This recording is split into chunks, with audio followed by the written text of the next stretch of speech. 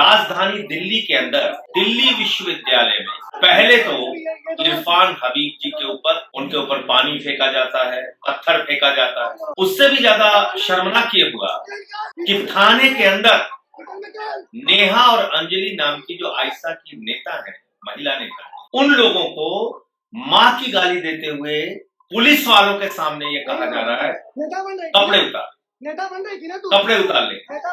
ये हो रहा है देश की राजधानी दिल्ली में।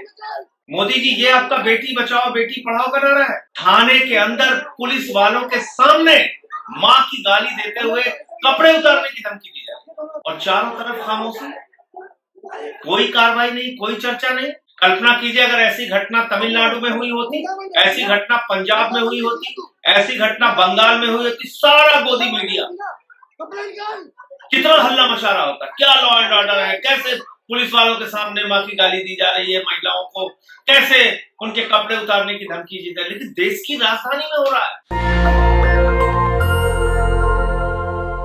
नमस्कार जय हिंद साथियों।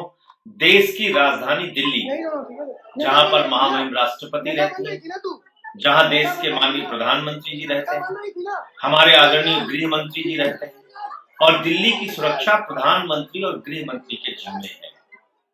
उस राजधानी दिल्ली के अंदर दिल्ली विश्वविद्यालय में पहले तो इरफान हबीब जी के ऊपर पानी फेंका जाता है, जिसकी पूरे चारों तरफ आलोचना होती है। उनके ऊपर पानी फेंका जाता है, पत्थर फेंका जाता है। लेकिन उससे भी ज्यादा शर्मनाक क्या हुआ, उससे भी ज्यादा शर्मनाक ये हुआ कि थाने के अंदर नेहा और अंजलि नाम की जो आयशा की नेता है, महिला नेता है, उन लोगों को माँ की गाली देते हुए पुलिस वालों के सामने ये कहा जा रहा है कपड़े उतार, कपड़े उतार ले।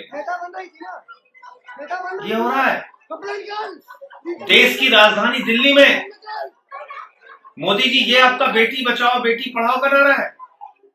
थाने के अंदर पुलिस वालों के सामने माँ की गाली देते हुए कपड़े उतारने की धमकी दी जाए